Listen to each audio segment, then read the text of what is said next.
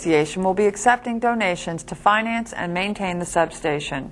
For more information, contact Earl Warman at 458-4545. In budget news from the Norwood School District, revenue for the end of the fiscal year, June 2006, was up significantly. On the monthly budget variance, on the revenue side, we were 4.93% higher in revenues. Reason for that is Norwood, Hamilton County went through a reappraisal in 2005. We had budgeted a 15% increase in residential values.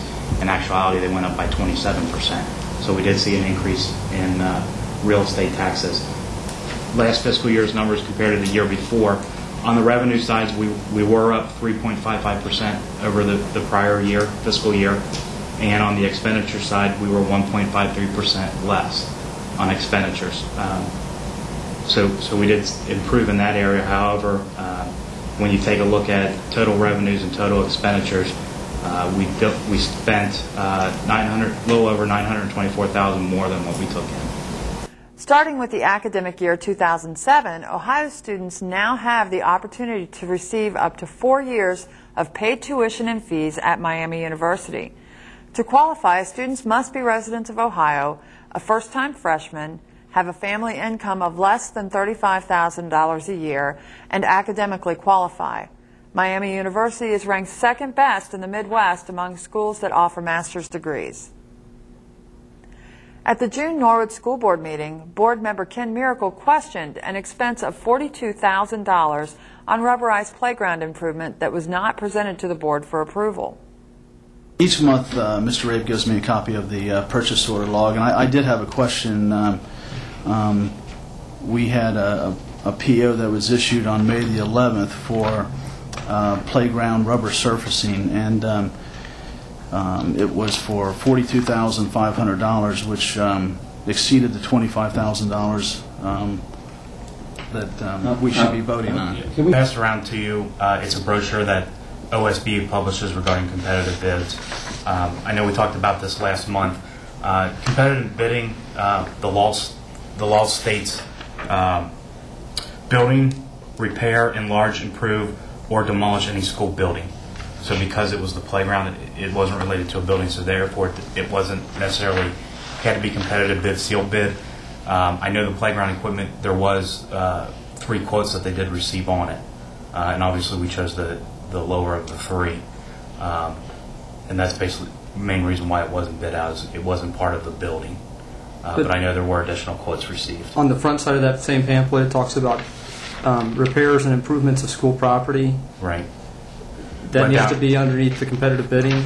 Well, down below where it says exactly what must be bid, that's state law. State law says building. But on a $42,000 rubber mat, I would have liked to have known about it, because there's other alternatives than rubber mats. I mean, the wood chips we had down there before were donated by our PTA and at no expense to the school, and serve the point, the purpose. I mean, that's a lot of money to throw at a rubber mat to make it look nice. Applications for crossing guards are being taken. If you are interested, please call Sergeant Earl Warman at 458-4545. The weather was great and the crowd was exceptional at the annual Norwood Day Parade. Hello, everyone. Welcome to the 114th Annual Norwood Day Parade.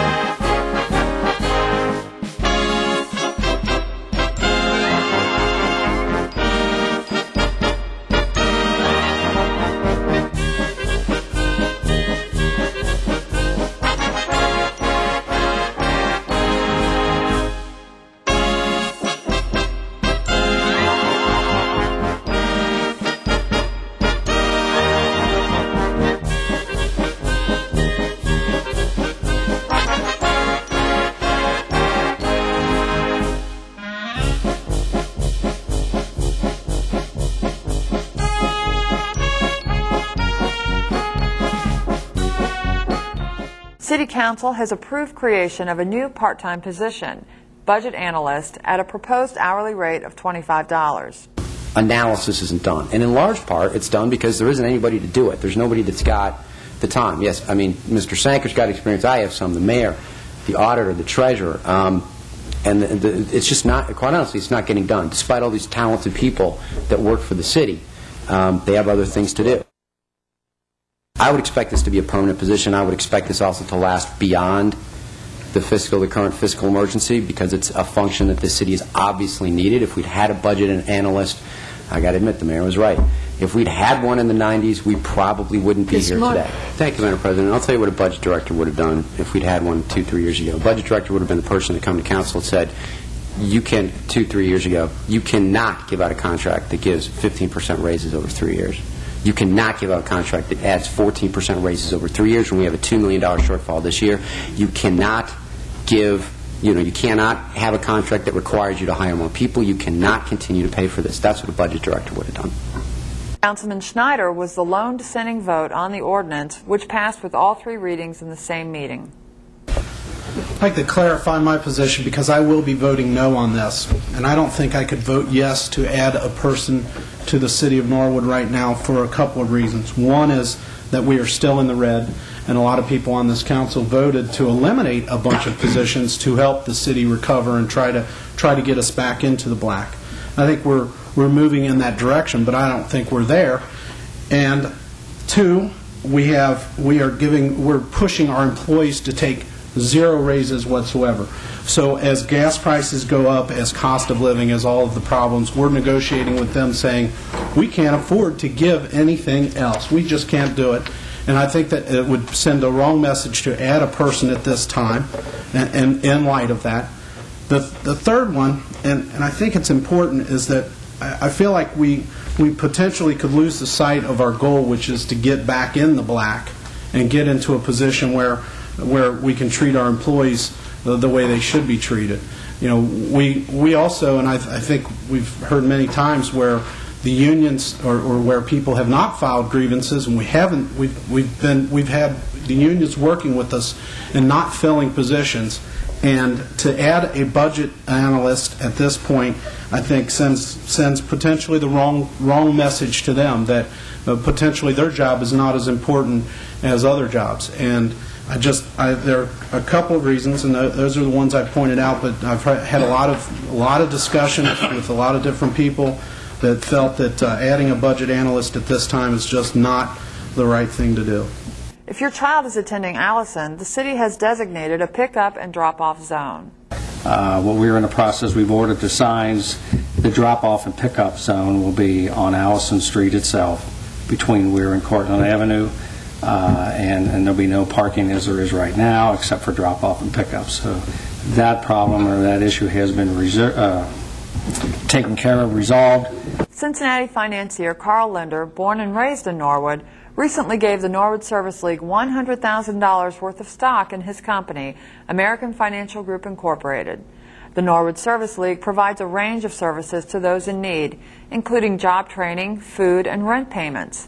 Linder began working in his father's Norwood Dairy store in 1940, and it evolved over time into United Dairy Farmers. On August 15th, the Ohio Department of Education released the 2006 report card for Ohio school districts. Here with that story is Carmen McKeon. The Ohio Department of Education released the district local report cards for the 2005-2006 school year. 20 Southwest Ohio school districts are now rated excellent. In order for parents to evaluate the report card data, the Ohio Department of Education has compiled a list of 20 similar districts with comparable socioeconomic circumstances. We took 12 of Norwood's most similar districts and compared them. None of the similar districts rated excellent or below continuous improvement.